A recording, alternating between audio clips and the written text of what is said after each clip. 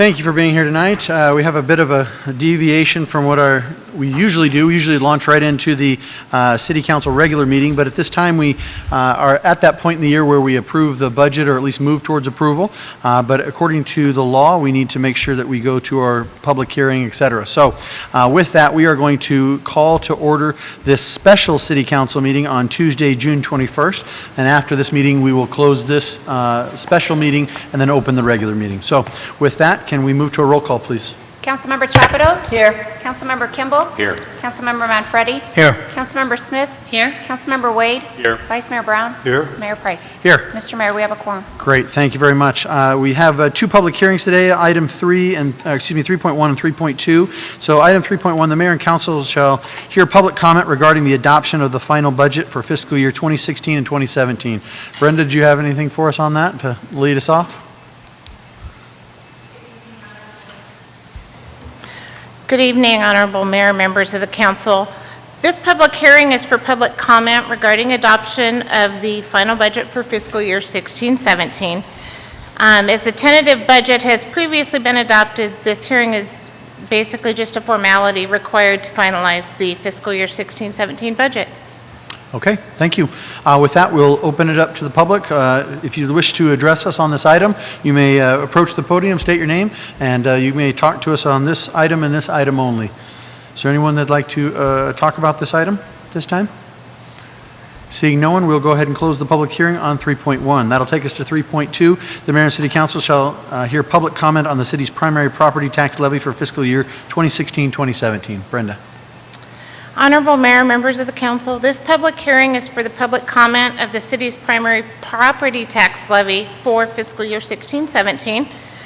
The primary property tax levy will be brought before council at a future council meeting no later than the July 19th council meeting for adoption of the ordinance and the property tax levy. Okay. Any members of the public that'd like to approach us and talk on this item and this item only? Seeing no one, we'll go ahead and close the public hearing at this time on item 3.2. That'll take us to the agenda item 4.1. It's a resolution 16-18, a resolution of the mayor and city council of the city of Maricopa, Arizona, adopting the final budget for fiscal year 2016-2017. This is for discussion and action. Honorable Mayor, members of the council, this resolution is for the final adoption of the fiscal year 16-17 budget. This budget has gone through an extensive preparation and review process. This is the final approval of the budget proposed by City Manager Rose and tentatively adopted by the City Council on May 17th, 2016. Thank you.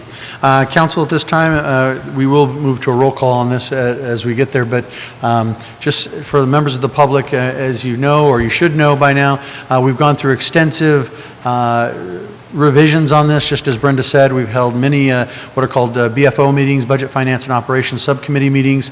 We've taken that to full all-day length budget retreat meetings open to the public so that we could have comments and input as we continue to review all the line items in what we term a zero-based budget, where we start and justify every expenditure throughout. With that has taken us to this point here today that we started really back kind of in November of last year. So it's a really long process. I think that's what's taken us to this point today. Yes, Councilmember Chapados. Mayor, I just would like to take this opportunity to thank Brenda and all the directors in Mr. Rose's office. There was a lot of things that we had to weigh very heavily this time around. I appreciate the detail. I appreciate the thought process that went into it. I welcome the conversations with all the different departments to just hear what the needs are. I just want to applaud everybody and thank you again for the diligence that you put into this budget cycle. Anyone else at this time have a concern or comment? Okay, with that, I'd accept a motion, please. Yes, Councilmember Kimball. Move to approve. Second. Have a motion and a second. Is there any further discussion? Roll call, please. Councilmember Kimball? Yes. Vice Mayor Brown? Yes. Councilmember Smith? Yes. Councilmember Chapados? Yes. Councilmember Wade? Yes. Councilmember Manfredi? Yes. Mayor Price? Yes. Motion passes. Thank you. With that, can I have a motion to adjourn the special city council meeting at this time? Motion and a second. Any further discussion? All in favor say aye. Aye. Motion stands. Thank you. We will now launch right into our regular city council meeting. So now we're back on schedule here. We appreciate your patience with us as we go through this regular stuff. Anyways, the regular city council meeting on Tuesday, June 21st, 2016. At this time, we'd like to invite Pastor Jen Lauer from Journey Methodist Church to come up and give our invocation, after which I will lead us in the Pledge of Allegiance. All rise.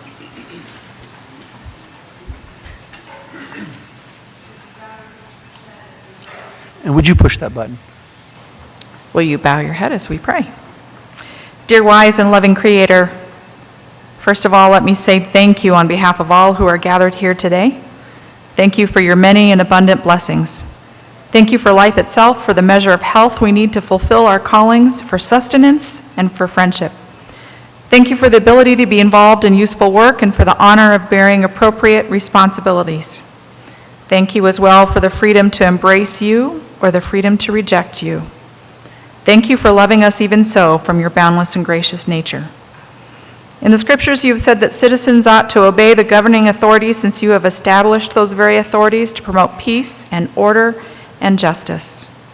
Therefore, I pray for our mayor, for the various levels of city officials, and in particular for this assembled council. I ask that you would graciously grant them wisdom to govern amid the conflicting interests and issues of our times, a sense of the welfare and true needs of our people, a keen thirst for justice and rightness, confidence in what is good and fitting, the ability to work together in harmony, personal peace in their lives and joy in their task. I pray for the agenda set before them tonight. Please give an assurance of what would please you and what would benefit those who live and work in and around our beloved city of Maricopa. It is in your most blessed name I pray. Amen. Amen. I pledge allegiance to the flag of the United States of America and to the republic for which it stands, one nation, under God, indivisible, with liberty and justice for all. Thank you. You may be seated. Thank you, Pastor Jen. We appreciate it. Thank you very much. This time, we'll move to the roll call, please. Councilmember Chapados? Here. Councilmember Kimball? Here. Councilmember Manfredi? Here. Councilmember Smith? Here. Councilmember Wade? Here. Vice Mayor Brown? Here. Mayor Price? Here. Mr. Mayor, we have a quorum. Great. Thank you very much. At this time, we do have a proclamation, so I will be right down.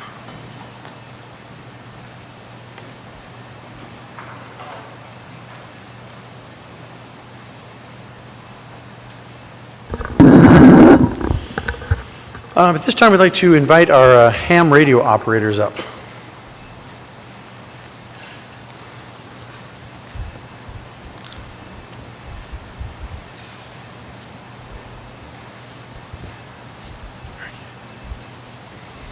So we have a few of us. Thank you very much. We're glad you're here tonight. Whereas the Maricopa Amateur Radio Association is a general interest amateur radio club serving the city of Maricopa and surrounding areas, and members are federally licensed to operate on specific radio frequencies, whereas the Maricopa Amateur Radio Association maintains a radio repeater network that would provide area-wide fixed and mobile radio communications in the event of a disaster, when commercial telecommunications would not be functional. And whereas members maintain at their own personal expense fixed and mobile emergency communication systems, including radios, towers, and antennas for emergency and public service use. The operators are equipped with radios that operate for locally and worldwide using commercial power or emergency backup battery or solar power. And whereas the association is a registered nonprofit organization and provides free education and training for anyone interested in amateur radio, along with the association's commitment to serve the public when communication support is needed. The association participates in simulated emergency drills, which are designed to sharpen the skills of amateur radio operators who would be needed during times of emergencies or disasters. And whereas this association has a rich history of public service, providing communications, support for community events, and natural disasters, in addition to personal hobby use, and participates in the National American Radio Relay League Field Day in June of each year. I know that's coming up here shortly.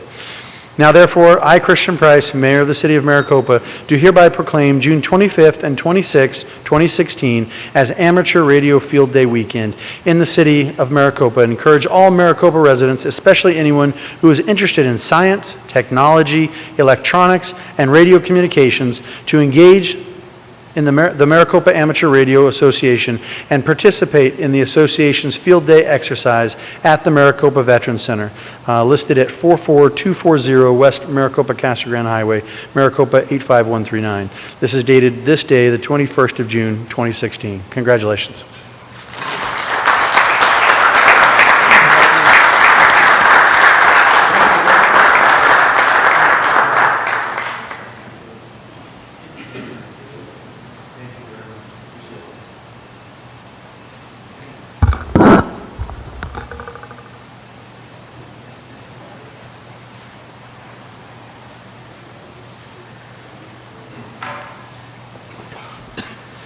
That concludes item 3.1, which is the proclamations and awards acknowledgements. That'll take us to item 4, report from the mayor. At this time, I just have 2 brief things to report. Obviously, we've all been up to a lot of different things, and summer's in full-fledged, and we're all trying not to die of the heat at 122 degrees, but that's all right. I had the opportunity to do 2 things. The first was, and one of the things you're going to see, or we have on the agenda tonight under the consent, is a resolution by this body to support the I-11 through the scoping meeting. I had a chance to attend the scoping meeting down in Casa Grande. This was held with ADOT and FHWA. Basically, the I-11 is in the process of moving forward, and we are in what is called a Tier 1 EIS, or Environmental Impact Study. And so you do these environmental impact studies so that you can find out the very best and most appropriate routes to build a freeway like that. Whether you use existing locations or others, at the end of the day, the idea is to make sure that you have the very best plan open to the public. And so with that, we have decided that we participate in an I-11 coalition that is a broad-based statewide. We also participate in a Pinal County I-11 coalition because there are 3 major segments to it. The part from Vegas to Wickenburg, from Wickenburg that goes through Pinal County and hits North Tucson, and then the third portion which goes through Tucson on down to Nogales. And so we are basically making a proclamation along with all of the other Pinal County agencies and this Pinal County I-11 coalition to declare to FHWA as well as ADOT that the route that we would like to see is the one that was studied through something called the Hacienda Freeway Study. That Hacienda Freeway Study basically says that the best route for this freeway, or any freeway, to take if built in a north-south fashion would be to come up off the I-10, head on the I-8 for a small amount, go up Montgomery Road, and then blend into a new studied route that comes up into the Maricopa planning area, skirts Ak-Chin on the west side, and then goes on up into Goodyear. And so that is the area that we are in full support of. And so I had the opportunity to go to Casa Grande, voice our support for that, and then again we'll do that tonight as we make that approval if we do through the consent agenda. And then finally, last but not least, had the opportunity to spend some time in Holbrook this last week. Although it sounded much cooler than it actually was, it's all right. It's still Holbrook. It was a long drive, avoiding fires and 500,000 other seemingly natural disasters going on this past weekend. But the good news is ADOT approved their 5-year plan, and in it was officially the city of Maricopa for the 347 overpass. It's finalized.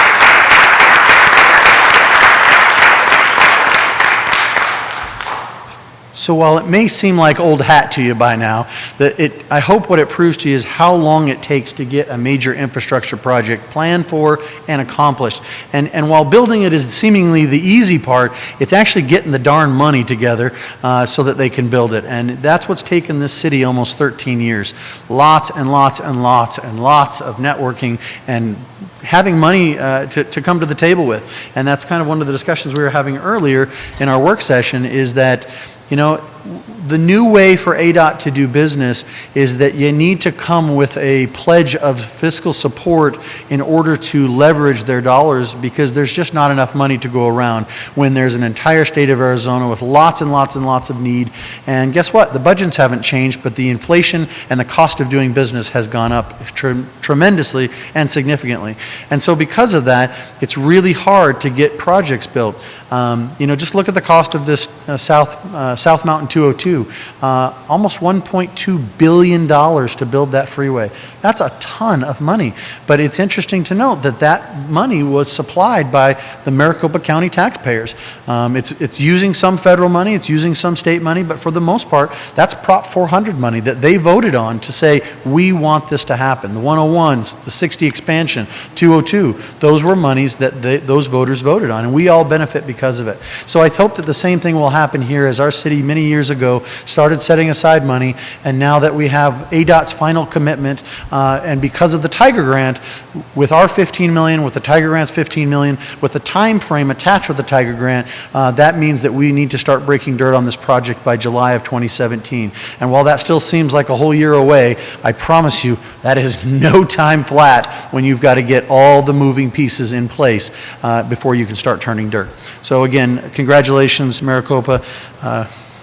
After all this, the overpass is finally going to happen. So very excited about that. With that, that concludes my report, and now the report from the city manager. Honorable Mayor, council members, we're continuing to roll out our values, and so tonight we will be presenting teamwork.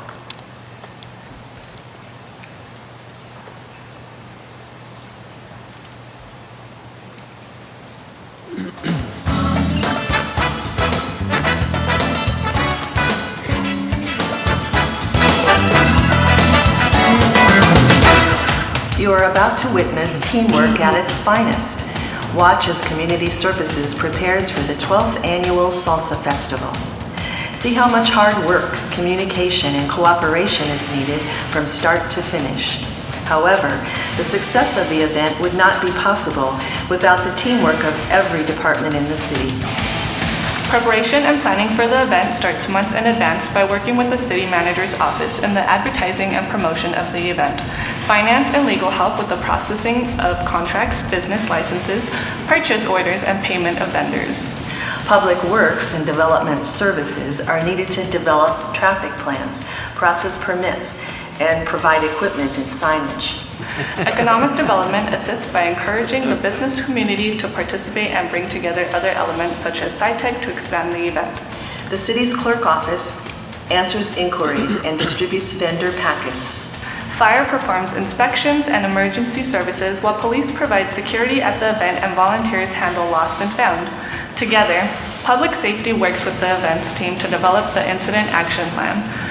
All departments are essential, including human resources with the hiring of all positions, and information technology, who maintain the overall infrastructure for communicating and support the voting kiosk for identifying the top salsa chef. It's with the support of the mayor and city council that we are able to host these events. While it is the Community Services Department who puts on the event, they know that the success of these events takes every member of the City of Maricopa team. Teamwork. We are loyal, hardworking, effective communicators who maintain a positive work environment.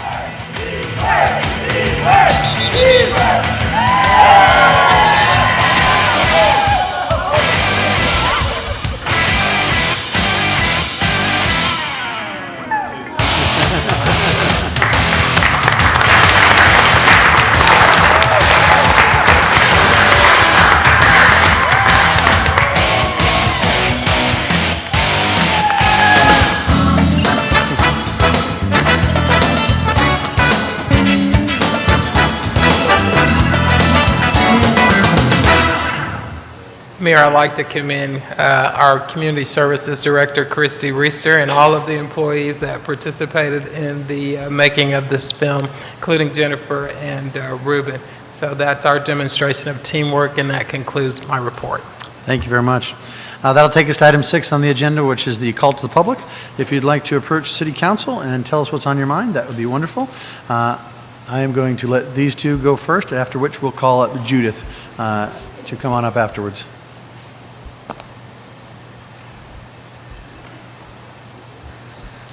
Ruben, give these two like 25 seconds max. Well, these two. These two. Well, me and the other one. We are here tonight to kind of challenge our fellow council members. On behalf of the Age-Friendly Committee, our fourth Copper Sky Game Night is coming up this Friday, June 24th, from 6:30 to 9 at Copper Sky. Our age-friendly committee members have challenged members of our youth council to a Jeopardy game. So we're hoping that we have a good turnout. We've got some other games that we're planning. You can come bring your own games. We have card games, board games, all kinds of stuff going on. 6:30 to 9, it's totally free. You can go onto the city website and register just so we can get a head count, but show up from 6:30 to 9 at Copper Sky and just have a great night. So hope to see some of you guys there. Yeah, and just a note, it's open to the public as well, and it's open for ages, what is 12? Was it 12 and? It's geared for teens, older kids, and older, adults. But it is a mixed group. It's a wonderful group. We normally fill both room A and B at Copper Sky, so it's very well attended. We'd love for the public to come out and join us as well. And who knows what euchre is? Anyone know what euchre is? All right. So that's one of the games we play. It's a Midwest game, but that's just one of many. There's probably about 10 different types of games, plus the Jeopardy. How can you miss that? So come on out. And this month, we have new games of the Wheel of Fortune game, just like you see on TV. So come on out and have fun, win some prizes. Thanks. Great, thank you. Judith, would you like to come on up? You filled out a speaker card. I'll do it. Uh-huh.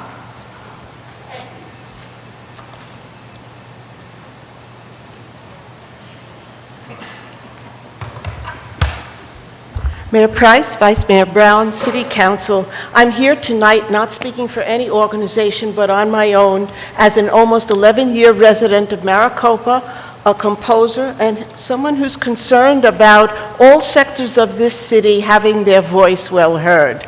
I'm actually here on an historical point of information, 2 updates, and with a question for the council. The historical point of information has to do with this. A proclamation made virtually 3 years ago on June 18th, 2013 by Mayor Price favoring the arts and humanities in Maricopa. The proclamation was stimulated by a petition brought forward to the City Council earlier in the spring of 2013, signed by more than 100 artist residents of Maricopa, requesting the City Council, the City of Maricopa, to institute a commission on the arts so the arts sector would have a clear and unequivocal voice. I'd like to read briefly from the proclamation because it's very strong. Whereas the arts and humanities embody much of the accumulated wisdom, intellect, and imagination of humankind, whereas the arts and humanities enhance and enrich the lives of every American, play a unique role in the lives of our families, our communities, and our country, nourish human development, and that artistic expression of all kinds connects and strengthens our city, and the arts enhance the city's reputation and can be an effective catalyst for economic development. Now, therefore, Mayor Price proclaims support for all artists, arts organizations, and art and culture events in the city of Maricopa, and call upon our citizens to celebrate and promote the arts and humanities in our nation, and specifically encourage the greater participation by our citizens in taking action for the arts and humanities in our community. Well, this was wonderfully energizing for the arts community. And there was some discussion amongst the City Council at that point about doing something in 2015, which would have been 2 years down the road. 2015 has come and gone, and the first half of 2016 we are also waving bye-bye to. And the artists in our city are not grumbling, but a little bit concerned in 2 ways. Maricopa has no destination arts. There is no palace, nothing equivalent to the Palace of Sports that is Copper Sky, or the Center for Electronic Entertainment that is Ultrastar. What has happened is that the arts have been left somewhat in the shade. And another thing that is most dire has happened in the last year and a half. We are starting to lose talent from our city. People who chose to move to Maricopa, artists and creators, have discovered that they need to move on elsewhere. We have not done a survey, but I know from my own knowledge that we have lost a really, really talented playwright and director, a major talent for visual art on metal, and at the end of this month, we are losing 2 prominent musicians. That wounds me deeply as a composer. So now, I say we need to celebrate our city's arts and support them at every turn. In almost the language of the mayor's proclamation, the arts give back to business, retain dollars in the city in their leisure time hours, and immeasurably enhance the quality of life and a city's reputation. I urge the council to take action on the formation of a commission of the arts, and I urge the council to do this summer. I don't want to see the trickle of artists and creative talent leaving Maricopa grow into a flood. Thank you very much. Thank you, Judith. Appreciate it. Anyone else at this time?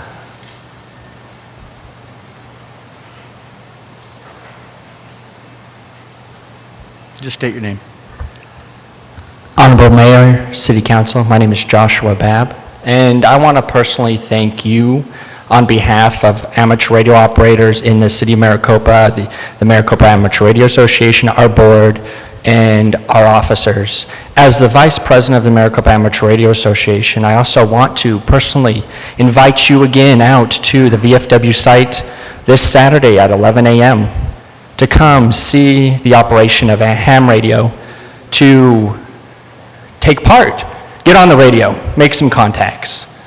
You're able to do so. And if you want to see how we set up, come by an hour or 2 earlier, see the setup. Earlier, the better, less heat. So don't wait too long. So I'd personally invite you to come out, see what we do, see the ham radio in action, get on, get some experience. Now hopefully want to learn more. We do provide classes, so if you got any of you are interested in classes, let us know, and we can put a class together. Thank you. Thank you, Joshua. Appreciate it. Anyone else at this time like to address the council? Seeing no one, we'll go ahead and close. Honorable Mayor, Oh, I if apologize. you don't mind, if you've concluded with a call to public, I'd like to revisit the city manager's report. Sure, go ahead. I'd like to bring up to introduce our new employee, our Economic Development Director, Denise Earhart. Good evening, Honorable Mayor and members of the City Council. I'm here today because a few weeks ago, I think it was maybe 2 months ago, I provided an Economic Development Department update. We went over the metrics for the department, initiatives for fiscal year 15-16, and new initiatives for 16-17. And at that time, we also talked about staffing in the department. I'm really happy to report today that we've made a hire. We hired on Dorothy Wolden as our Economic Development Specialist. She has a broad background in marketing, and I'll actually have her come up and tell you a little bit about her background, but her role will be executing the council-approved strategic plan for the next couple of years alongside me. So with that being said, I'd like to welcome Dorothy. Great. Good evening, Honorable Mayor and members of the City Council. I am really excited to be a part of the team here in the Economic Development Department. Everyone here has just been so great. Thank you very much. Very welcoming. My background includes, started 5 years in corporate communications with a commercial finance company, and then I got the wild idea that I would start my own business.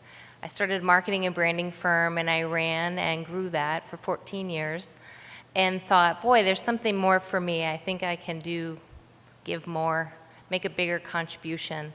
And I became a business analyst with the Small Business Development Center and worked hand in hand with small business owners, counseling them on business issues and, helping create economic impact in the community. And it was really very fulfilling. The opportunity to come here to the city came about, and I decided to throw my hat in the ring. And I'm just really looking forward to the opportunity to bring my skills and experience to the table and helping implement the economic development plan. Thank you. Thank you. Congratulations.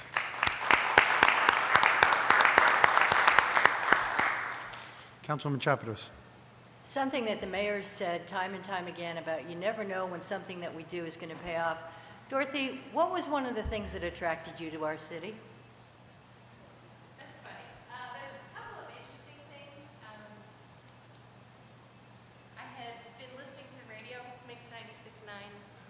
sure you know where this is going. A few years ago, I heard Maricopa had won Battle of the Burbs, and then they won it again, and then they won it again. And I started to get really curious about what's going on in Maricopa. Lots of community pride, lots of opportunity there. So I just went on the website and searched around and realized, oh, they got some job opportunities. That's really interesting. And I really felt like I could, contribute in what I believe in about how building our communities, and the fact that you had a business incubator here, I thought was amazing. So there were several things that kind of led me here, but that was definitely the top. Thank you. And then they kicked us out, and now we have to find a different avenue. It's only temporary. We'll get back in, I promise. Mayor, that concludes my report. Thank you very much, and that also concludes the call to the public. So with that, we'll move on to item 7, the minutes. Can I have a motion to approve item 7.1, please, and 7.2? So moved. Second. Have a motion and a second. Is there any further discussion on those items? Hearing none, all in favor say aye. Aye. Any opposed? The motion carries. This time we have no additional public hearings, so that'll take us to the consent agenda. Please note the consent agenda is minus 9.1 and 9.2. 9.10 is still on the consent. So with that, can I have a motion to approve 9.3 through 9.12? So moved, Mr. Mayor. Have a motion and a second. Is there any further discussion on these items? Seeing none, all in favor say aye. Aye. Any opposed? That motion carries as well. That takes us to the regular agenda, 10.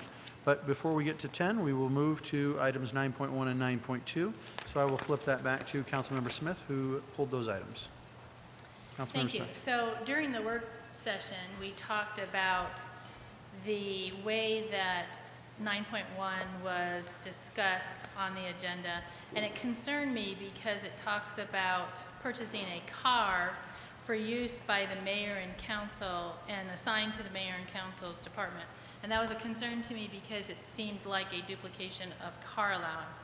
During that discussion, it came out that it's heavily going to be used by administration, such as possibly the administration from the mayor and council, possibly from city manager, and also possibly from finance, and rarely but periodically used by mayor and council. And so that definitely eased my concern over duplication of car allowance. But in order to be transparent with the public, I definitely want to talk about your idea regarding transferring it to city manager office, or what was your idea, Gregory? Honorable Mayor, Councilmember Smith, the intention is for the vehicle to become a part of the pool. And okay. if it is permissible by the council, we'll read into the record the change that we are proposing that will place that car up under the city manager's department. Okay, very good. I would appreciate that if we read that into the record. I always am concerned when we're spending contingency funds and making sure that we're spending them wisely and based on the information and the need for that second car by so many different types of administration. So that leaves me less concerned as long as we make that type of a record. Honorable Mayor, members of the council, I would propose changing this 9.1 to be the mayor and city council shall discuss and possibly take action on approving a budgetary transfer in amount not to exceed $23,000 from general fund general government contingency to general fund city manager vehicles, general ledger code 1001111567742 for the purchase of a city vehicle for general administration. Very good. Council, questions on this? Any additional comments? With that, can we have a motion, please? Mayor, I make the motion to approve item 9.1 with the additional information that was read into record. Second. There's a motion and a second on the table. Any further discussion on this item? Seeing none, all in favor say aye. Aye. Any opposed? That motion carries. That takes us to 9.2. Councilmember Smith. Thank you. So 9.2, again, using contingency fund, a major concern of mine because I would always like to return contingency that's left to our reserve. This one concerned me, however, in discussing it with Bill, Fay, it sounds like the engine has gone kaput on the one automobile that they have, and it costs more to replace or to repair. And so given that information, I don't like spending money after bad causes. So I am comfortable with this purchase as well. I just wanted to make mention of the need for for this automobile. Okay. Any further questions, council, concerns?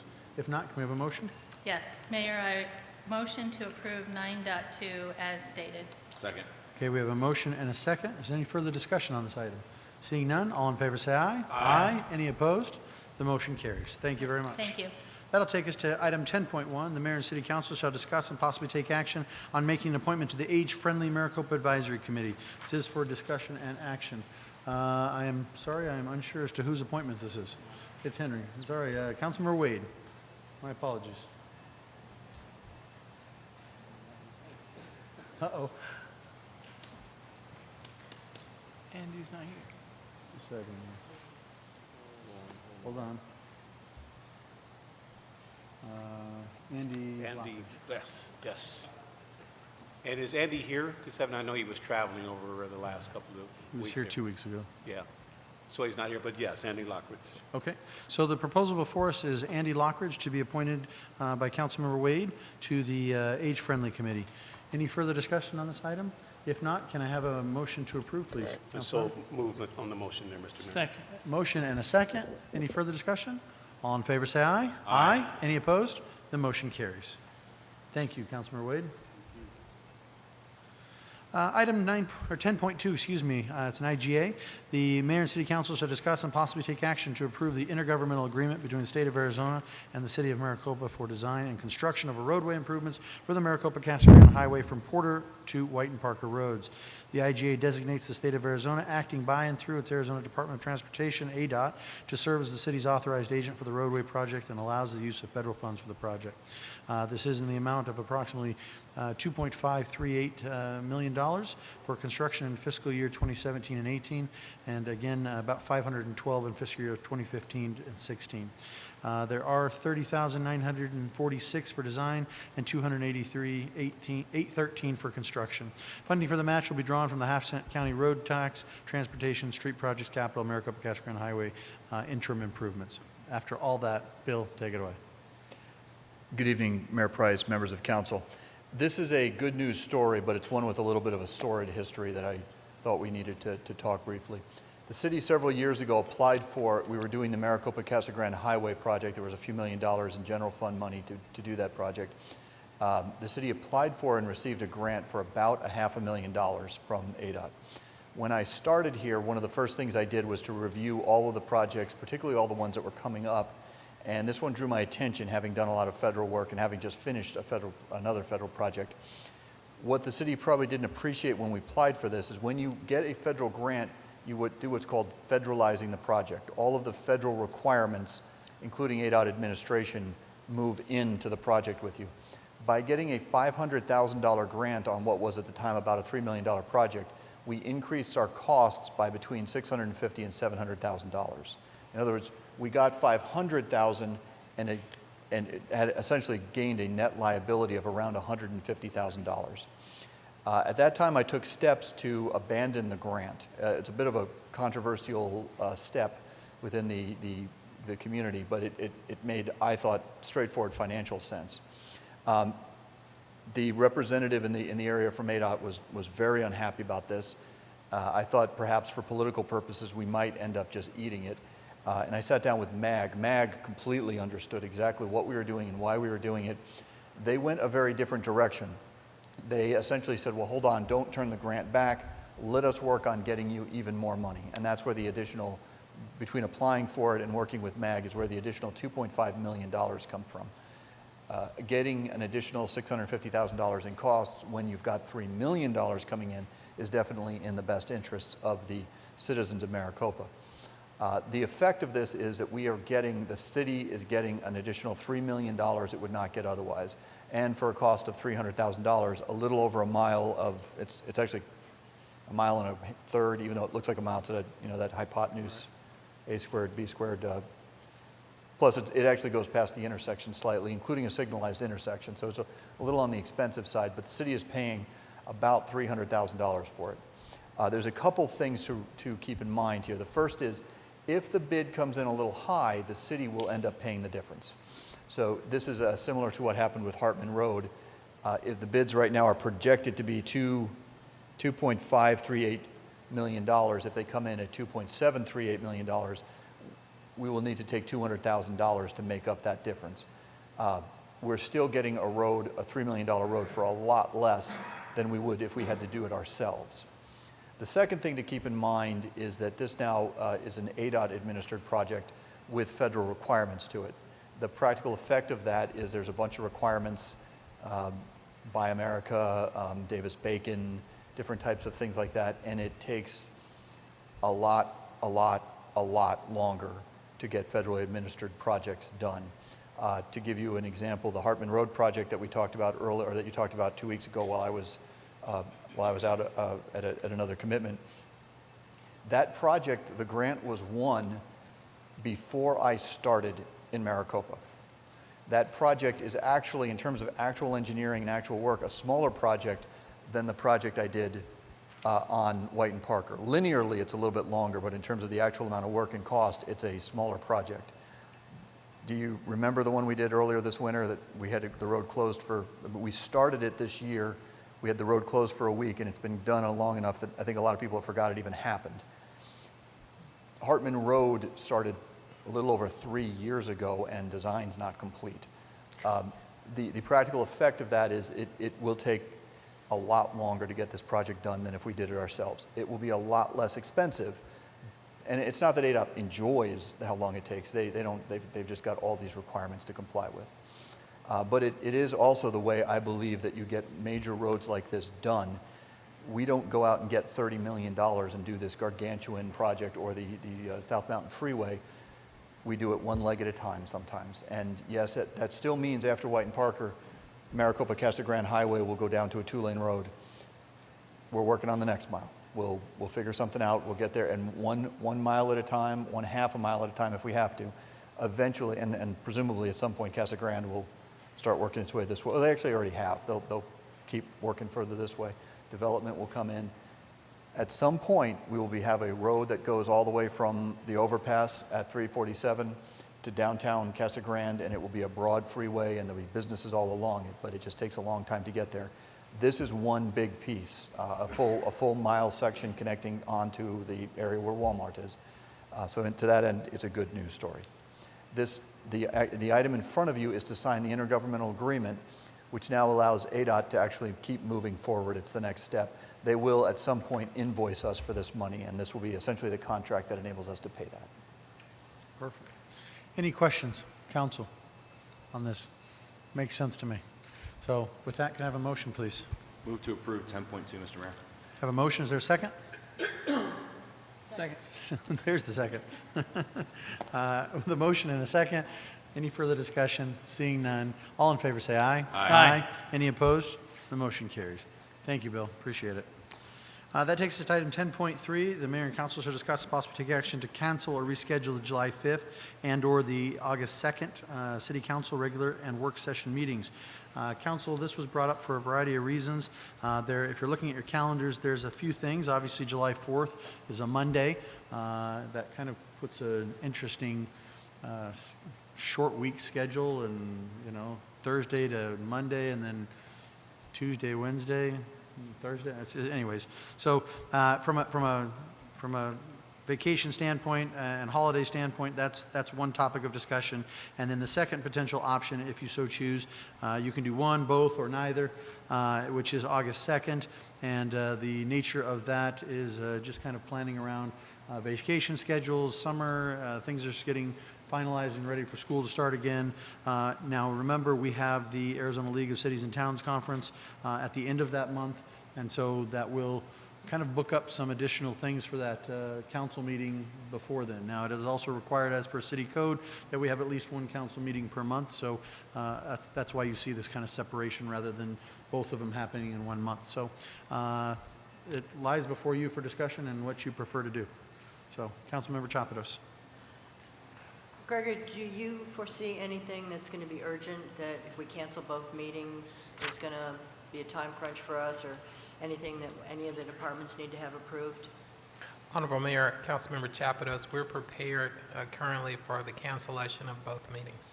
Okay. So we've structured our agenda to accommodate that if that's the council's direction. Okay, and then the other half to my question is that going to overload any one of the two meetings coming up for July and or August? Honorable Mayor, Councilmember Chapados, we believe that we have tentatively structured our future agendas to balance out that items that will be considered. So the answer is no. We don't believe that it will overload any particular agenda. Thank you. I would support canceling both of them. Okay. So we have some support on that. Everybody else okay with that? With that, I'd say we have an official motion by Councilmember Chapados, correct? I would move to cancel the July 4th and the August 2nd city council meetings. And Vice Mayor, you second? So we have a motion and a second. Is there any further discussion on these two items? Seeing none, all in favor say aye. Aye. Any opposed? The motion carries. That takes us to 10.4. The mayor and city council shall discuss and possibly take action on the reclassification of one records coordinator position to police records supervisor and maintain the new classification in the same salary range with a minimum annual salary of $47,155 and a maximum of $65,004. The position is currently vacant and there is no additional cost associated with this action. Kathy. All right, Mayor and Council. At the request of the Police Department, the HR Department did a study and classification and compensation of the vacant records coordinator position assigned to the Police Department. The classification is a very good fit for the city clerk, but did not appear to be a good fit for the Police Department. Did not focus on the specific experience that they need, people who know the police-specific activities. So I did a study of other public safety, police record supervisor positions. What are they paid? What do those job descriptions look like? And my recommendation is that we create a new class that better reflects the police department's needs so that when they recruit, they can attract the right person. The salary was appropriate. There was no need to make any change there. So this is no change, of course, in headcount, same number of positions, but simply adding a new classification to our salary plan at the existing salary rate. Okay. Any questions on this one with that? Councilmember Chapados? Move to approve 10.4. Second. We have a motion and a second. Any further discussion? All in favor say aye. Aye. Any opposed? That motion carries. That takes us to item, thank you, Kathy. Item 10.5 says an ordinance of the mayor and city council of the city of Maricopa amending section 10-1-18 of the Maricopa City Code regarding weapons and providing for severability and the effective date thereof. This is for discussion and action. City Manager Rose. Honorable Mayor, council members, this was requested for council consideration by council member Manfredi, as well as supported for at least consideration by the mayor. And if you would, I'd ask city attorney to highlight what's included in the ordinance. Mr. Mayor, members of the council, essentially this amendment defines what constitutes a peace officer and also allows a peace officer who's in a uniform to openly carry a weapon during council meetings. And so this would also include the constable. And Dennis, the purpose of this is because it's unclear between the city code as we have it now and also somewhat of state law. And therefore, if in the staff report, it says the definition of the peace officer set forth in the ARS 13-105. So again, defining that, it's just further boiling down what our definitions of peace officers are and who qualifies under that statute, as there's been some question up to this point. And so the attempt here is to clarify that. Is that correct? Mr. Mayor, that's exactly correct. We're broadly defining what constitutes a peace officer. Okay. Questions on this, council? Yes, Councilmember Chapados. Dennis, I've done a little bit of research on this. Correct me if I'm wrong. Am I understanding it correctly that if a peace officer is in the performance of their duties and is carrying a visible sidearm, that there is no permit requirement, that's just considered part of the duties. I guess I'm a little concerned as to why we need to amend a code if the statute already provides for a provision to do that, and even if not, if they're not in uniform or not in the performance of their duties under the CCW, as long as they have a permit, they can still carry it. So if you could help me understand exactly what we're doing.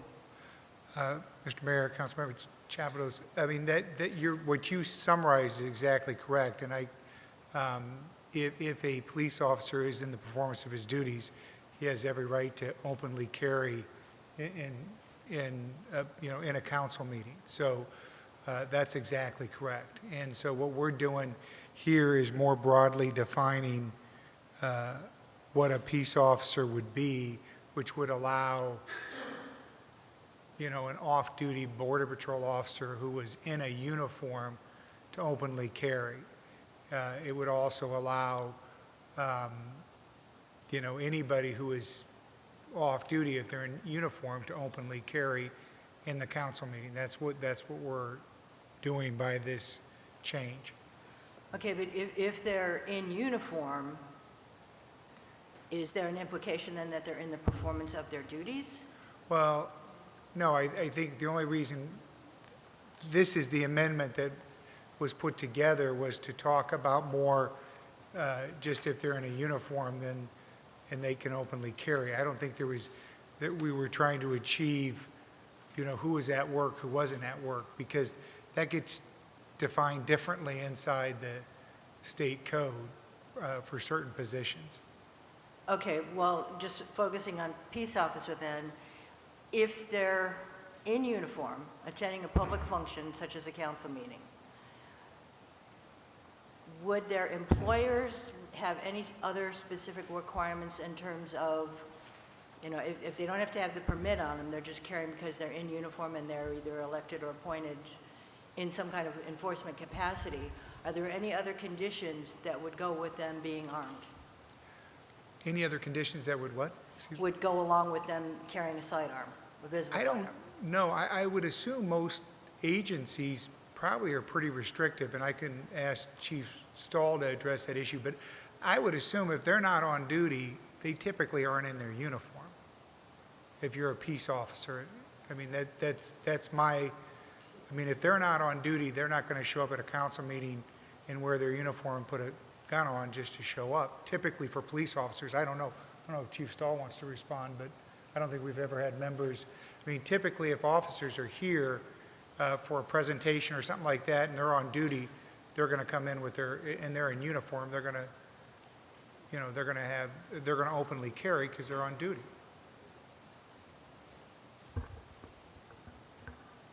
Dennis, you want me to answer that? I was going to pull you in one way or another. As far as on or off duty, the way policies are written per specific agencies, if they're going to attend a council meeting or attend another function of any sort, they do have to receive permission from their chain of command to do so. So they are governed by policy, not necessarily state law. Getting back to Councilwoman Chapados' point, I don't think we are able to rewrite the law on what defines a peace officer. ARS defines what is a peace officer and the requirements therein and the training therein. So I think we touch a very tenuous at best, and we'll probably get ourselves into legal trouble by redefining what a peace officer is. Chief, you said something about training requirements, and what was the other? The training requirements and the certification process. Okay. Each peace officer classification has its requirements to attain a certification and then ongoing requirements to maintain their certifications. Okay, and how does that requirement tie in with what the proposed amendment would do here? Are they accountable to provide us with the proof of certification? I guess I'm still struggling with why we need to do an amendment if we've already got provisions in the state statutes that would accommodate somebody being here and being armed. Mayor Price, Councilwoman Chapados, I too feel the same way. I don't know why we need to rewrite the ordinance. The peace officer certification does allow, under certain circumstances, for others other than the regular, what we would term police officers, to carry, open carry anywhere, whether it's a private business or whether it's a public building. As long as they're in the course of their duty and they're on duty, they are allowed to go anywhere open carry. What comes into question quite often is the certifications required. And this body would have to decide, I believe, anybody, I am audited yearly by Arizona Post to make sure that every one of our officers not only meets minimum qualifications, but maintains all those qualifications for certification, or they get their certification taken away from them and they can no longer be employed as a peace officer. Anyone else coming in here, you would have to take them on their word that they have met and have maintained their certification status, unless you would want to require any said person to provide the clerk's office proof of certification and maintenance of that certification, because AZ Post makes that requirement and makes them maintain those certifications. To the best of your knowledge, would there be any classification of peace officer currently employed in an agency within the state of Arizona where that would not apply? I am not aware of any, and again, Arizona Post or Arizona Revised Statute very clearly delineates that peace officer term can apply to the Pinal County Attorney's Office hires detectives that are sworn, that have to maintain sworn peace officer status to allow themselves to carry open carry and anywhere in the United States. They have to maintain those certifications. Every entity has a little bit different, or not every entity, but many entities. And I know we're specifically talking about the constable's office. Their certification process is different, and their ongoing requirements to maintain that certification are different than a regular peace officer. They're not as stringent as a regular peace officer. So it would, rather than rewrite the ordinance that is already written, in the course of their duty, if they want to be in this council chambers and carry open carry, provide the city clerk's office their certification of peace officer status and the maintenance thereof from Arizona Post. But doesn't that lend to the same issue? Doesn't that lend to the same issue or problem, though? I mean, from an elected standpoint, I mean, we're talking about the constable, we're talking about a sheriff. I mean, the sheriff at this time happens to be an Arizona Post certified, but, you know, in 3-4 months, there could be a new election where somebody who is not certified as a police officer could be elected.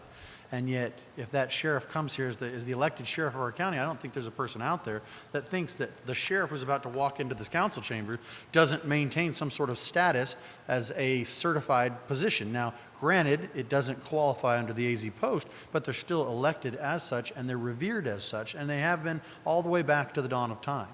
So whether we have instituted this post certification throughout, does that change the way that the people perceive or revere that individual? And i.e. through the ARS, and I think isn't that the whole purpose of this clarification for us today, is to take that confusion out of it? Mayor Price and council members, I believe you're confusing the process, actually. If you look at the newly appointed Casa Grande Chief of Police, he was not allowed to dress in uniform nor carry a sidearm until he passed the Arizona Post peace officer certification process. And that's a given that we all know. Now, he still holds the position of chief of police, sure, but he cannot enforce any Arizona laws until he passes that certification process. So to rewrite or redefine peace officer, we have no authority to do so. Dennis, Yes, in a situation like that, if we did have somebody who was here as a peace officer, but not certified, what does that do to our exposure and our liability if something happens? And I assume the end of that question is we allowed them to openly carry, right? That they had some type of a weapon that would discharge or something Yeah. inside the council chambers? Yeah. I mean, I think it would be a factor that potentially, if somebody was injured or something like that, you know, lawyers can think of anything, but it could be a factor. I don't know for sure, but it could be a factor that someone might look at and say, that person wasn't properly trained as a peace officer, and you allowed him to openly carry in your chambers.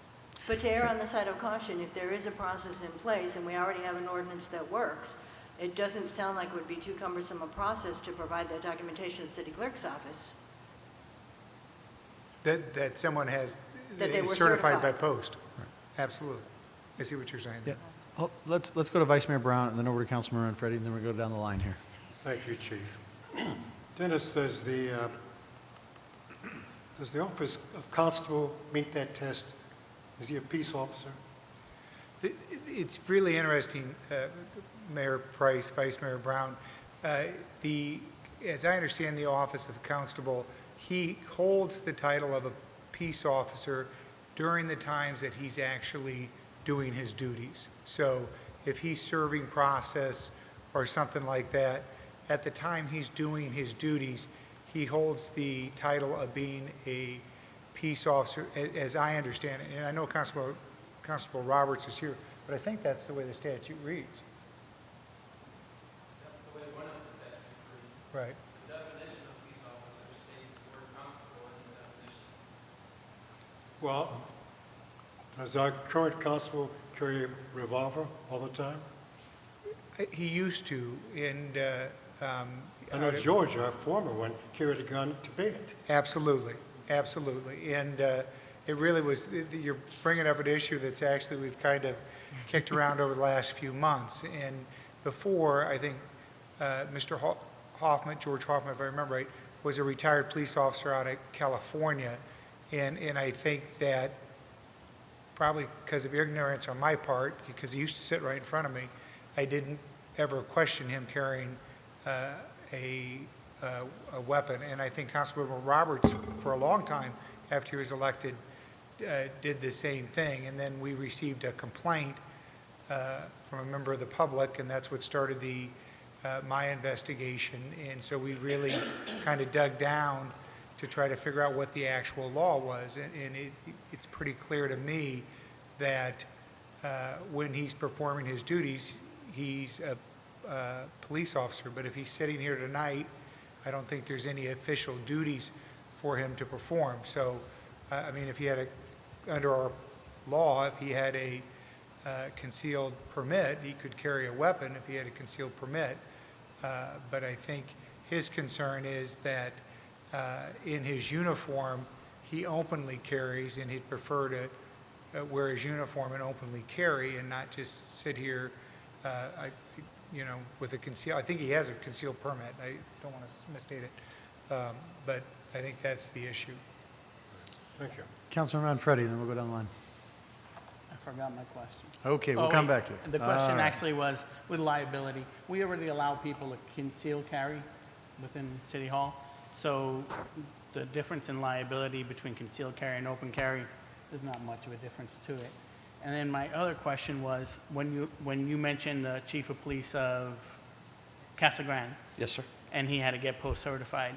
If, I'm thinking of the people running right now, Kevin Taylor were to win as sheriff, is he required to become post-certified before he can? Mayor Price and Councilman Manfredi, no, he's not. An elected official is not required. Sheriff Arpaio is not a sworn peace officer and does not carry a weapon. Right. So they're elected officials. So something like this, it's just a quick amendment to it that allows us to be able to say if Sheriff Joe Arpaio or Kevin Taylor were to win and become the sheriff, or our constable who wears a uniform and serves papers throughout the day and throughout the evening, And if he decides to stop in here for the council meeting, in between serving a paper or serving something else or evicting someone from their home or whatever their duties are, if they're stopping in here, they don't have to leave their weapon outside if they're wearing a uniform. And I think it's important that we understand that, they put the same, maybe not the same, but they put their lives at risk also by wearing that uniform. Because I know, in the times that we are, uniform is almost a target for people these days. And for me, this change allows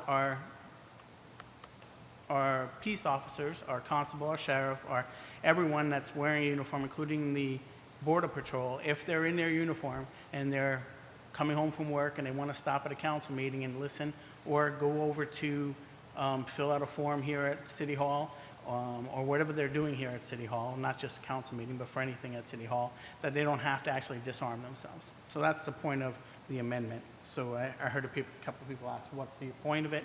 And that's the point. Is that someone that's in the uniform coming into City Hall does not have to put their weapon in the car or in a box outside or however. So we'll go back to Vice Mayor Brown real fast, had a comment, and then Well, back down. it's sort of a comment statement. All this discussion about carrying and not carrying is sort of fascinating.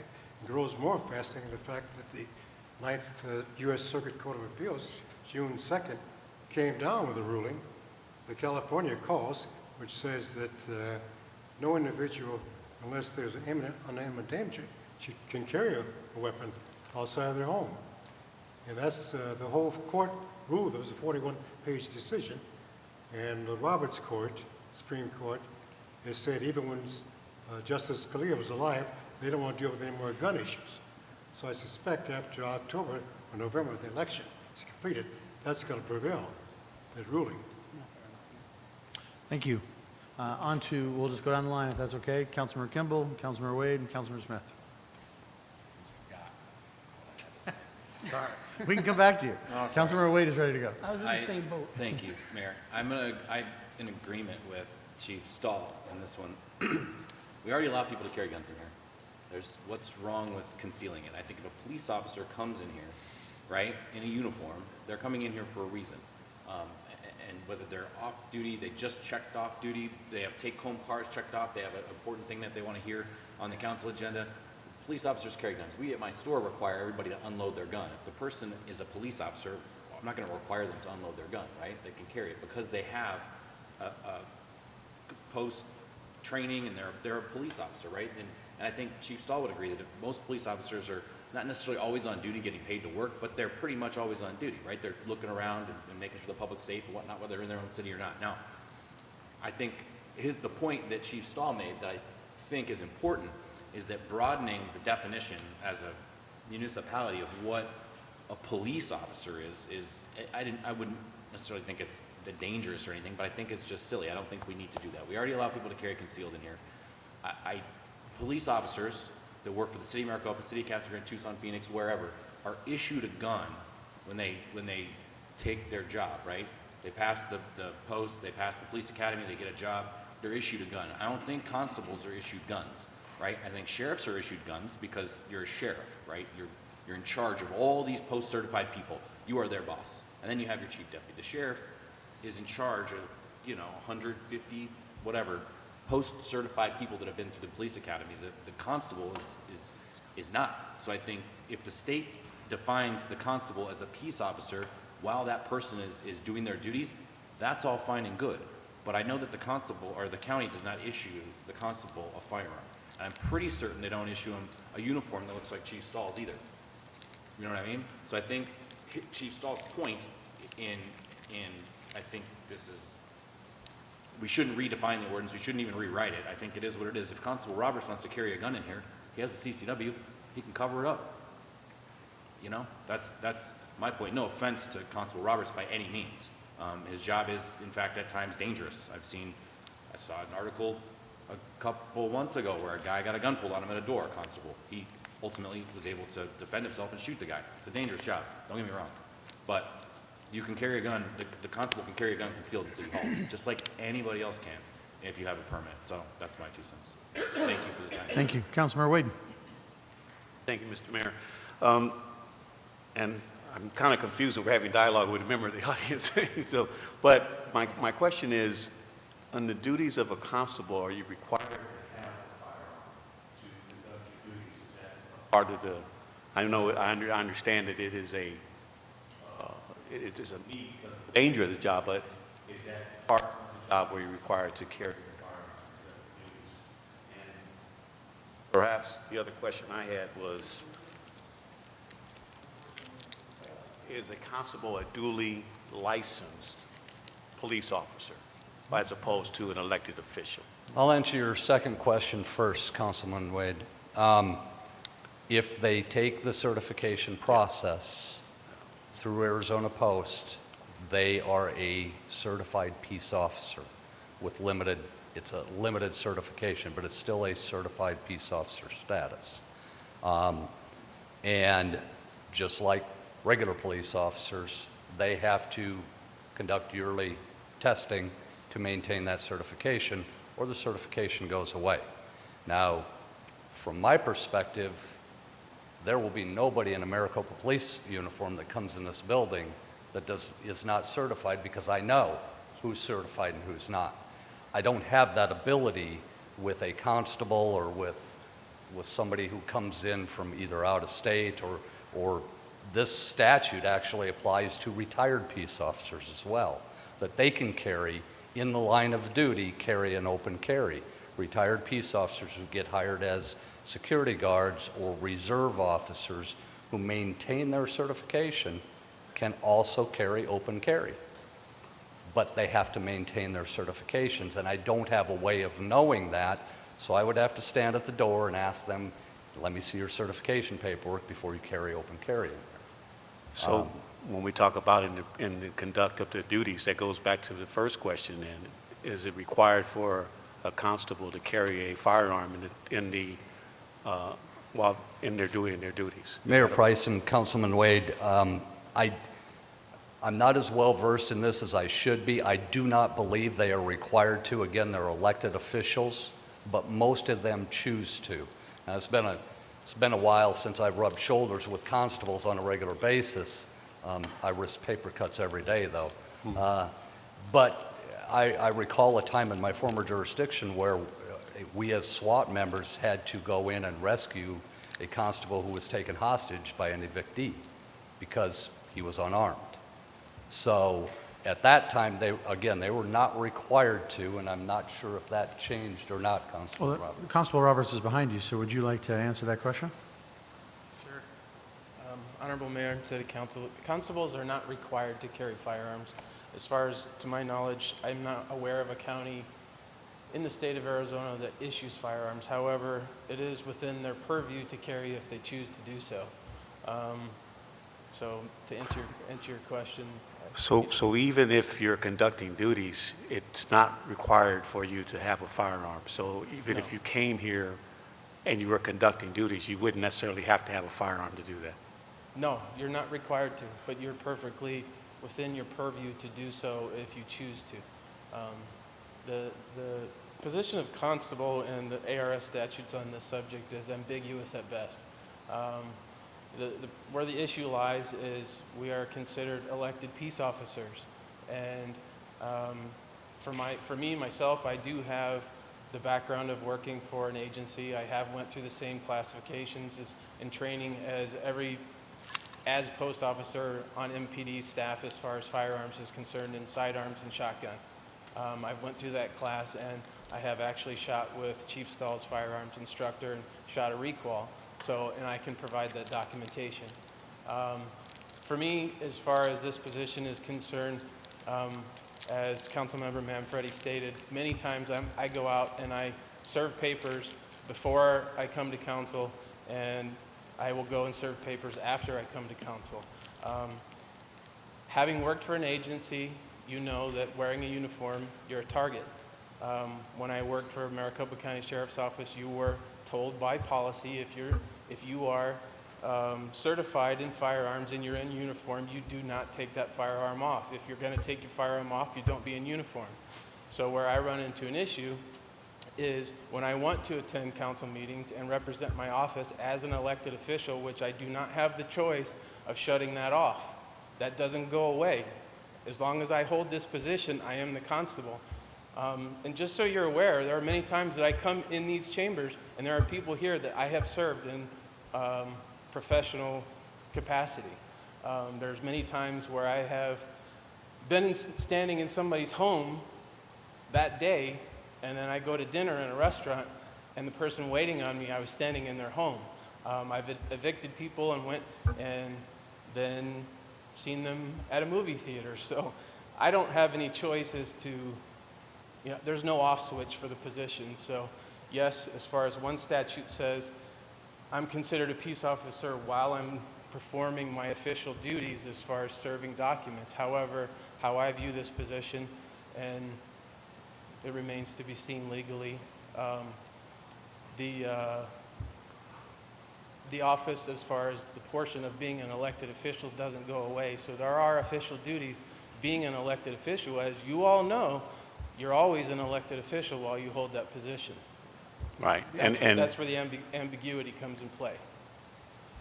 And I guess you would understand how we would have some concern with changing an ordinance because of the concern that you might have with being confronted by somebody that you have officially rendered a decision or had them pass papers to them. I understand that, but at the same token, for us to change an ordinance to support that effort, it just doesn't seem like it works, because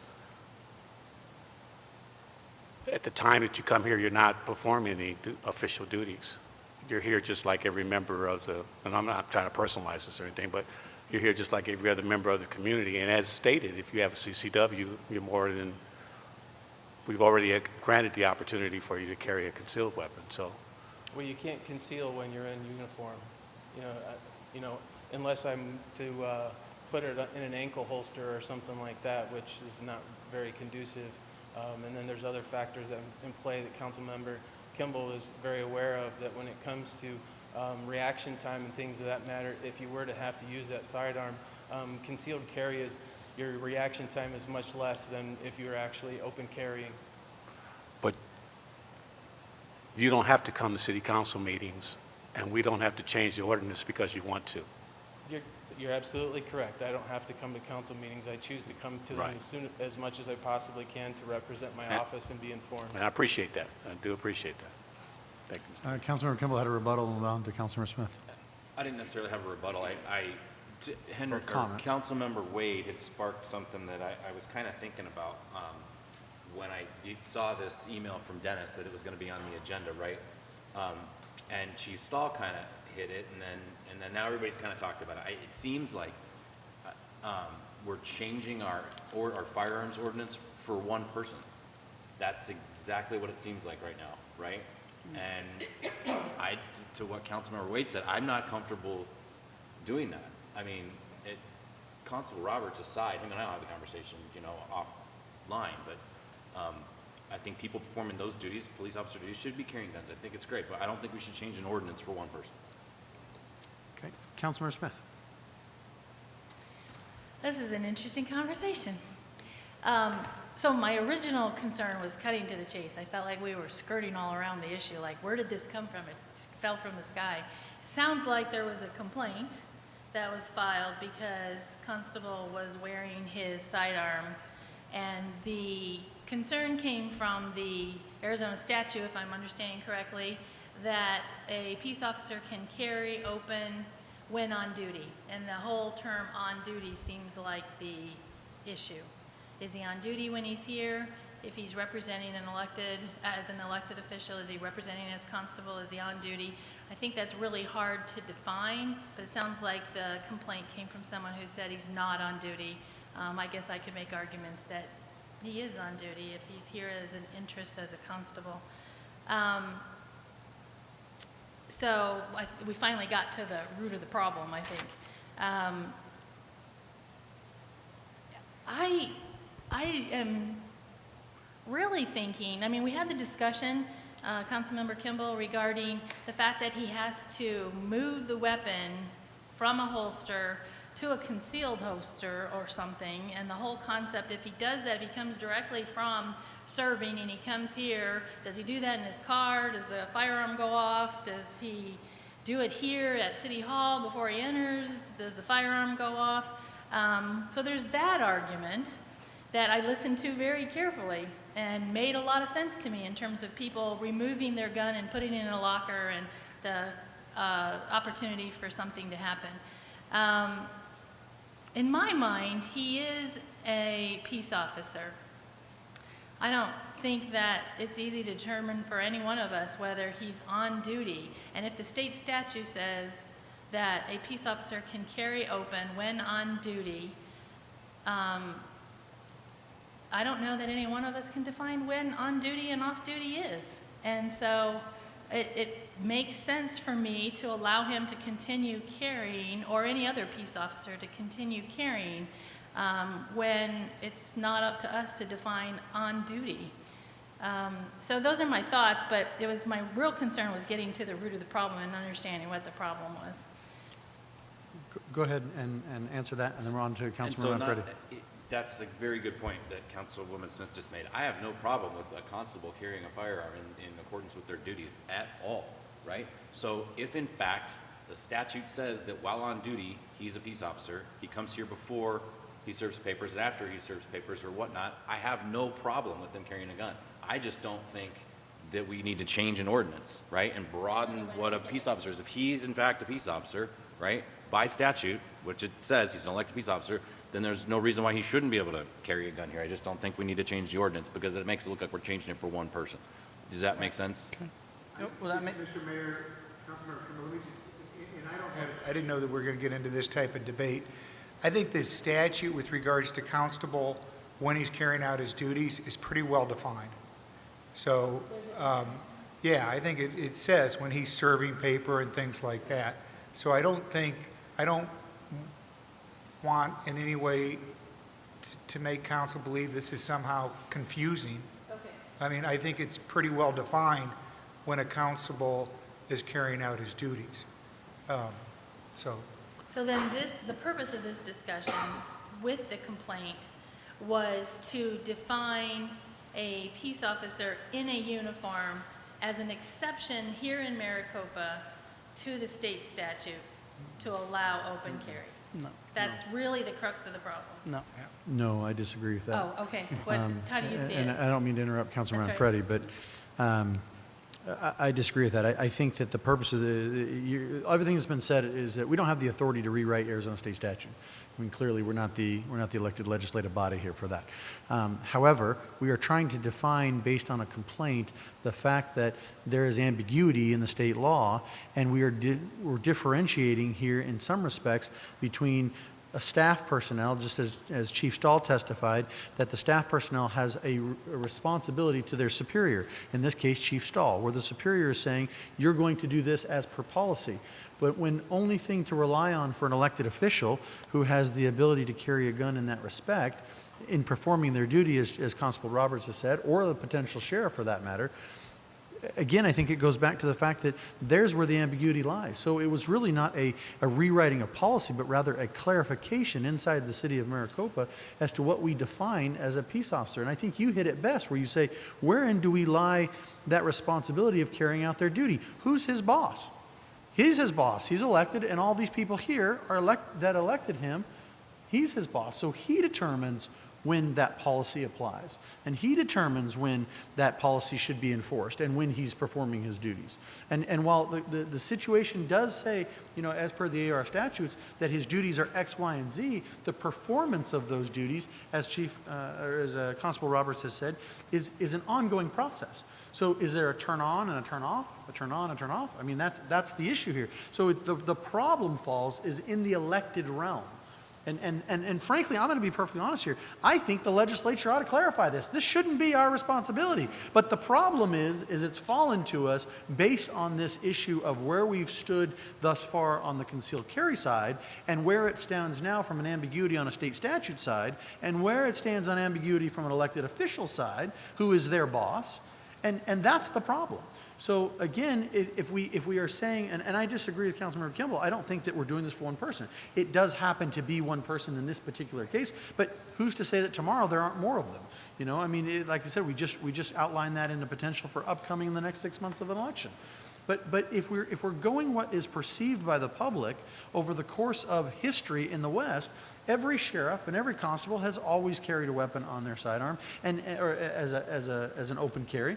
This state allows for open carry. This person is wearing a uniform in the discharge of their duties as they see it as an elected.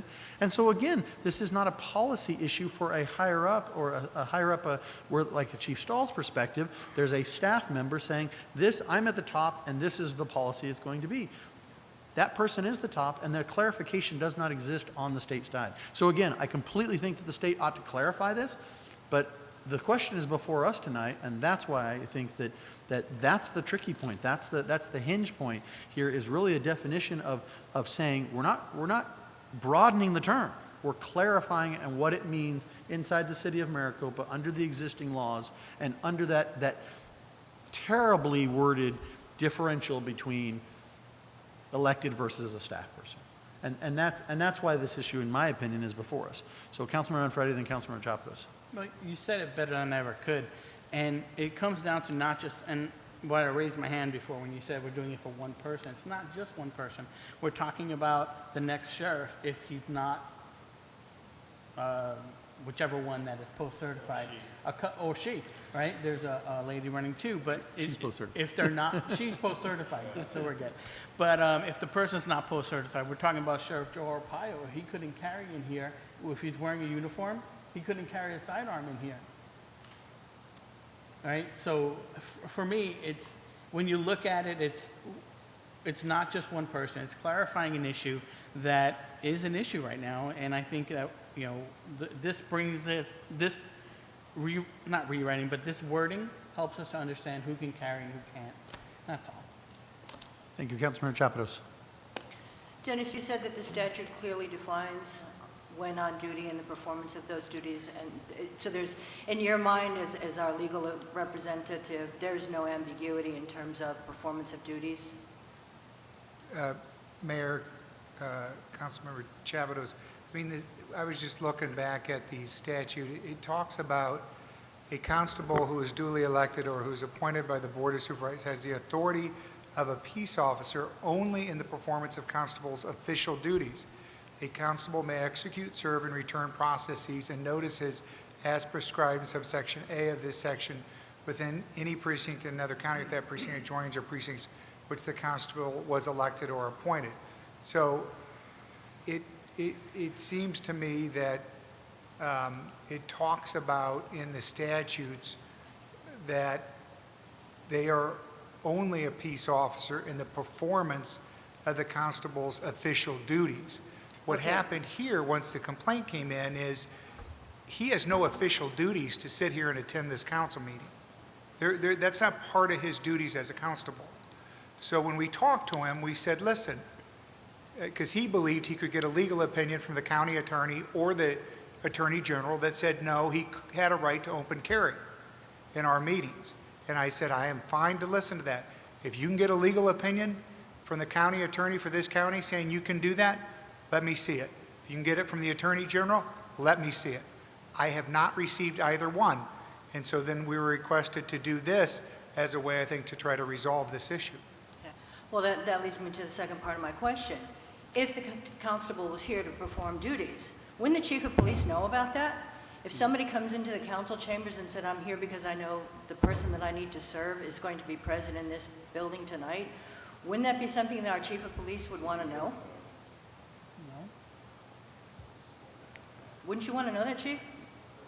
Mayor, No. Councilwoman Chapdos, it's an elected position. He doesn't have to tell me. Okay. There is a common courtesy amongst peace officers, whether it's limited jurisdiction or whether it's full jurisdiction. There's a common courtesy that if you're going to do something in front of an actual sworn peace officer who has the authority and the responsibility to keep the peace, and the peace can't be kept by that service, I'm the only one with the authority to keep the peace. And I'm going to say this, Constable Roberts has heard me say this before. I greatly respect his position. It's no less dangerous than what our men and women on the street do. No less dangerous.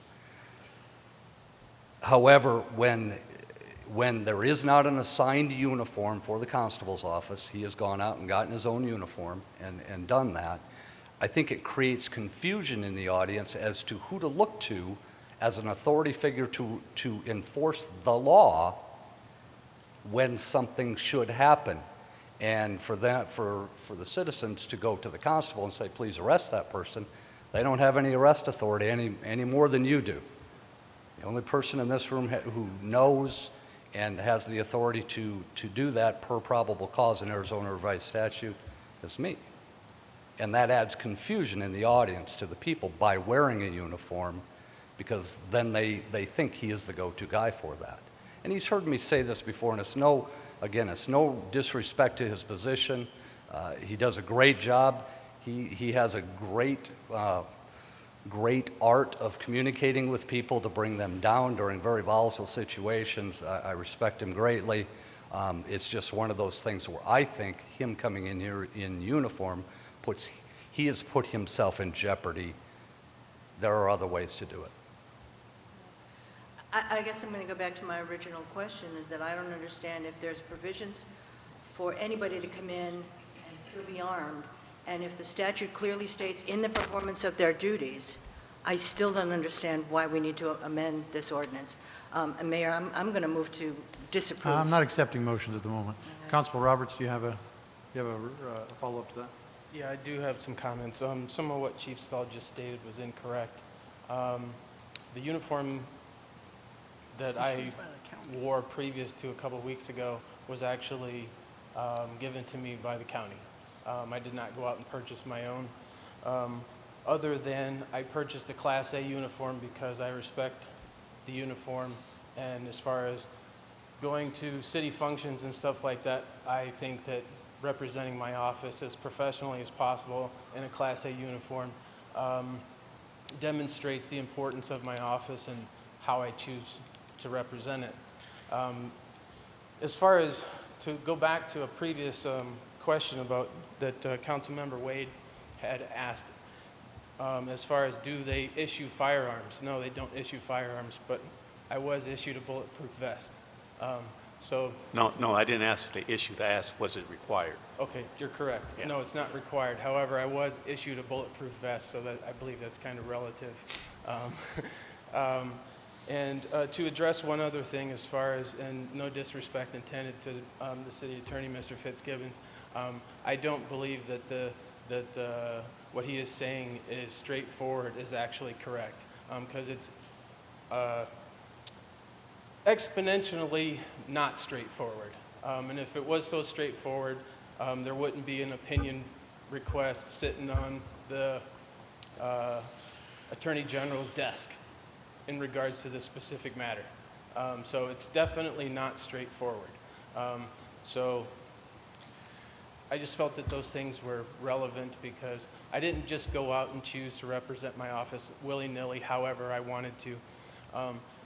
The fact of the matter, in Pinal County, the Office of Constable has been kind of downgraded somewhat, and it's kind of common knowledge in the constable community throughout the state. It's not uncommon, it's actually fairly common for a constable to wear a uniform and a sidearm in city buildings and not ever be questioned. The only reason that this has come up is because a complaint was filed by someone that doesn't care for me. That's the only reason why this has come up, and if it had never been filed, this wouldn't be an issue right now. It's as simple as that. So let me... And Mr. Mayor, just, if I don't mean to interrupt, and I mean things were clear, I just meant that statute 22-131, to me, as it relates to a peace officer only in the performance of the constable's official duties, is clear to me. And secondly, he's not a member, I mean, there is no official duties inside this chambers. And that's what I meant by those two things seemed pretty clear to me as the city attorney, that if there was a role for him to play, you know, if somebody's going to come to a council meeting, he doesn't have to serve them here. I mean, they have a home, they have a business. There's a lot of other places you could serve people. That's why I think when we originally looked at this complaint, we said those two aspects seemed clear to us.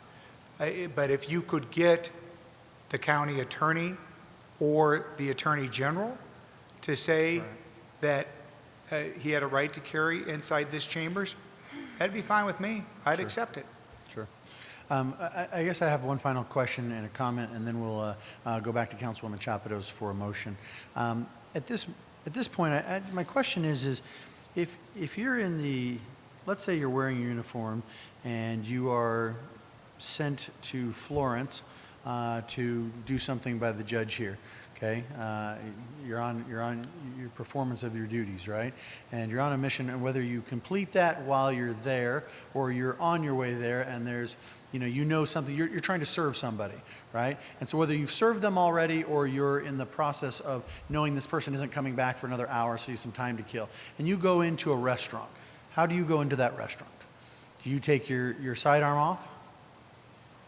Up until this complaint was brought forward, I never questioned it. I would go into any facility in my uniform with my sidearm because that's what I was trained to do when I worked for an agency. And in the wearing of that uniform, how are you perceived by the public? As a law enforcement professional. Now, that is a clear, delineation from what Chief Stahl just said. Clearly, the rights and privileges are empowered and imbued in those that are AZ Post certified accordingly. But again, I think that my biggest issue with this is that peace officers and their performance of duties, and the only person that can decide the performance of a duty in an elected capacity is the elected. And I guess that's my issue. And so this really is an issue that needs to be decided by our state legislature, and it is an issue that needs to be clarified by our Attorney General. And I know that those are in process, but the question is still before us now. So again, I guess that's my biggest issue with this whole thing. I understand the backstory. I understand all the arguments on both sides, but I guess I would look to you all for a decision. So with that, Councilmember Chapados, do you have a motion, please? I have a question first. If you have requested an opinion from the AG's office, is that what you said? In reality, how this all started was I was informed of the complaint, and in conversations with City Attorney Fitzgibbons, it got to the point where I felt like I wanted to request legal advice from the county attorney, so I contacted that office, was dealing with one of his attorneys for a couple, 2 or 3 weeks. And throughout that process, I sort of got impatient and chose to communicate directly with the county attorney.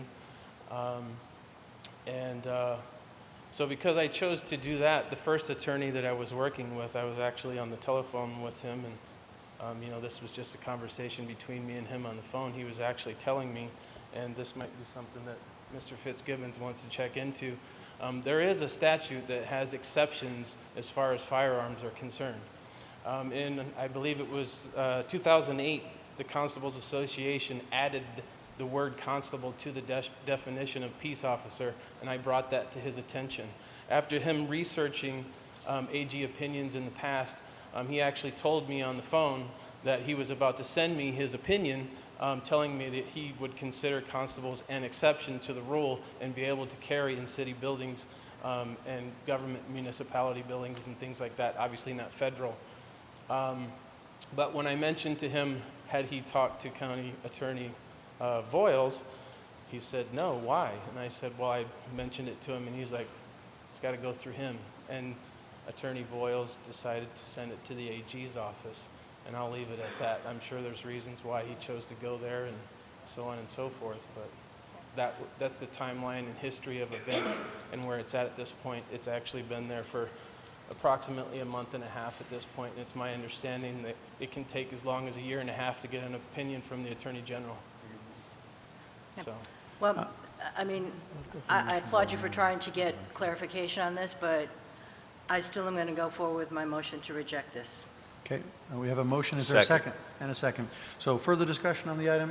Councilmember Wade, I know that you had something that you wanted to say. I just feel like we're being asked to provide cover for the issue. You know, it's quite clear that if you're here performing duties, you're performing duties. If you're here attending as a member of the audience, you're here attending and you're not performing duties, whether you're going to serve or coming back from serving. That period of time sitting in this chamber, that person is not performing their duties.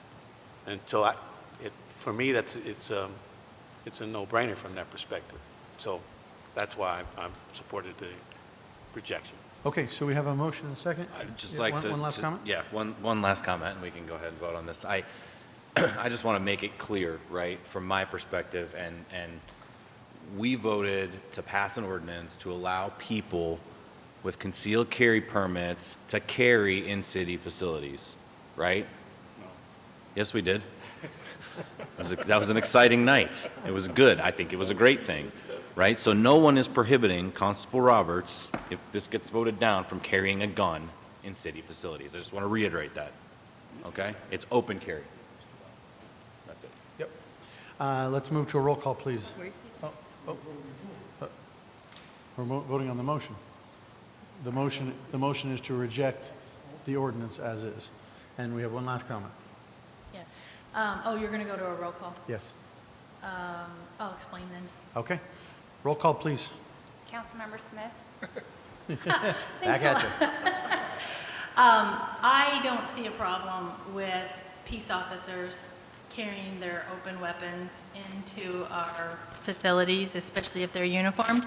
However, I do have a concern that our legal advice is telling us that in his interpretation, the statutes do clearly define his duties. However, as an elected official myself, I don't think my duties as city council ever stop. So for someone to tell me, and I totally feel for Constable, that his duties never stop, I totally believe that. I can be a million places and I'm still city council and I need to represent. So I don't think any of us can tell him when his duties stop. However, I do have concern that our own legal advice is telling us not to move forward with this. I encourage the constable to get that attorney's agreement and buy-in and then bring this issue back. So at this point, I'm going to vote no. Thank you. Councilmember Wade? No. Councilmember Chapados? No. Vice Mayor Brown? No. Councilmember Manfredi? Yes. Councilmember Kimball? So wait a second. let's Wait a just second. go back. So Yeah. I want to vote yes No, on Councilwoman Chapados' wait. motion to turn Yes, it down. correct. That's Yeah, what we're motion voting is to on. reject. Okay, To reject. we have to To redo reject, those. right. So I don't say no, I say yes. So based on your explanation. I want to say you- yes you- as well. Correct. Yeah. Sorry, I misinterpreted. Yeah, exactly. What's going on? Yes. That's right. Like I said, the motion is to reject Yes. the proposed Oh, okay. ordinance Then as I is. misspoke. So All right. would you please Let's start restart the over. roll Start call? again. Because I think we would be going against what Councilmember Smith and what others have said. So, Yes. Okay, let's get there. I did, I got good. Councilmember Smith? Yes. Councilmember Wade? Yes, reject. Okay, thank you. Councilmember Chapados? Yes. Vice Mayor Brown? Yes. Councilmember Manfredi? So I say no here, and I'll tell you why. For me, it's an issue for me only because we're not talking about one person, and although we've tried to make it about one person, it's not. It's about more than one person. It's about a sheriff who's an elected official who does not need to be post-certified. And if a sheriff wins that is not post-certified, I'd like to see us actually trying to stop him at the door from carrying his weapon one day and asking him to put it in the box outside and see how that works. For us, I don't think we should be sitting here talking about when a peace officer is in doing their duty. If he's going to serve somebody that's here, and I don't know if many people know what a constable does, but he evicts people from their houses, he serves protection orders and things like that, restraining orders and all that kind of stuff. So for me, I know I've there was a story once where one of them was, it was, I think, 4 or 5 months he was looking for someone, and he finally found them at their place of employment. So if there's somebody that's working here and he needs to serve them, and that's in his duties, at what point do we now say he has to go and tell people what he's doing and requiring an elected official to, I don't know. It just makes no sense to me that we're going to disarm an elected official who is the elected constable in Pinal County from not having their weapon on them when they're in uniform. So for me, I vote no, right? That's what I say? Thank you. Councilmember Kimball? Yes. Mayor Price? I'm also going to take just a brief moment here. I have to agree. Again, this is such a cluster because of the wording in which the state legislature has given us. The purpose of this, more than anything, as I see it, is to clarify and to take. I mean, we are basically saying that we're going to take the constable or the sheriff at their word every time they walk through the door that they are in performance of their duties. So if they walk in armed, we've already said through the discussions here today, if they walk in armed, then we are assuming that they're acting in the nature of a peace officer, right? And we don't know what they're going to do shortly thereafter. They could be waiting for someone to walk out front. So every time that person walks through this door, we are going to assume that if they're carrying that sidearm, that the assumption is there in the performance of their duties. And so what we were trying to do here was clarify that we don't have to ask that question every single time. And I think that while the worst that can happen here is that the Attorney General overturns us from an opinion standpoint, and that, the legislature clarifies it, heaven forbid, because that's the whole problem in the first place, I think at the end of the day, that's what we were being asked. And so for me, I vote no. Motion passes. Thank you. So the motion is rejected. Was it 5-2? Perfect. Thank you very much.